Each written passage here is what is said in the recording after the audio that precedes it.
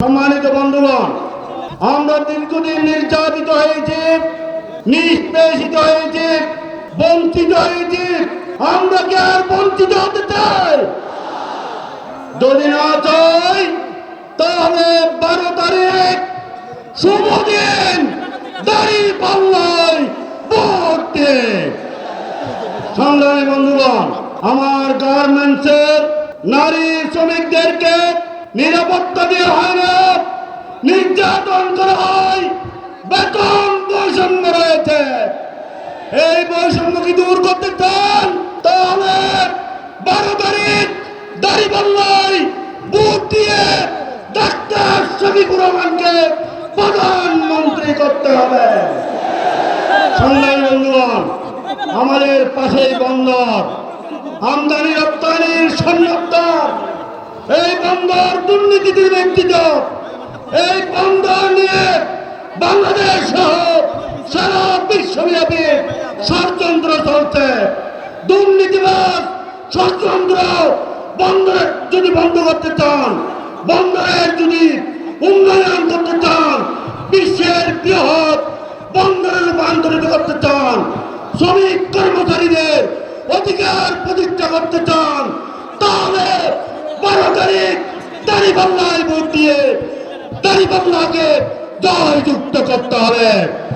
সংগ্রামী বন্ধুগণ, চট্টগ্রাম মহানগরীর বাণিজ্যিক রাজধানী, এই রাজধানীর ব্যবসা বাণিজ্য, গার্মেন্টস শিল্প প্রতিষ্ঠান গড়ার জন্য গ্যাসের ব্যাপক আমাদের গ্যাস দরকার। গ্যাস সংকটের কারণে ব্যবসায়ীরা ব্যবসা করতে পারছে না, কর্মসংস্থান করা হচ্ছে না। এই চট্টগ্রাম বাণিজ্যিক রাজধানীকে যদি বাস্তবে বাণিজ্যিক রাজধানী করতে চান, তাহলে চট্টগ্রামে গ্যাস সরবরাহ করে শিল্প প্রতিষ্ঠান করতে হবে। আলহামদুলিল্লাহ, আমাদের মাঝে উপস্থিত হয়েছেন আমির জামাত নারিয়ে থাকতে, আমির জামাতের আগমন, আমির জামাতের আগমন, আগামী দিনের প্রধানমন্ত্রী, আগামী দিনের প্রধানমন্ত্রী।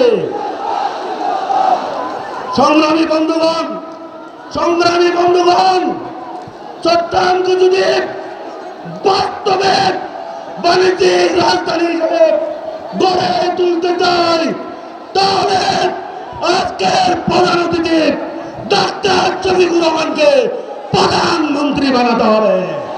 কারা কারা রাজি আছেন?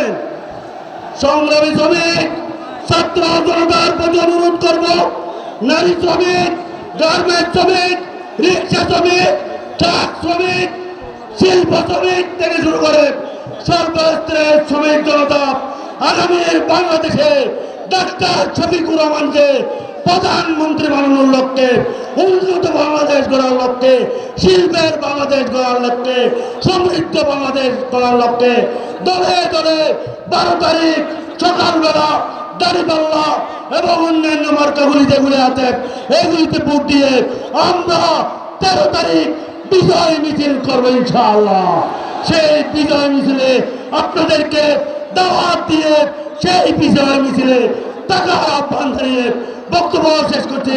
বাংলাদেশ জিন্দাবাদ, বাংলাদেশ জামাত ইসলামী জিন্দাবাদ, বাংলাদেশ শ্রমিক কল্যাণ ফেডারেশন জিন্দাবাদ।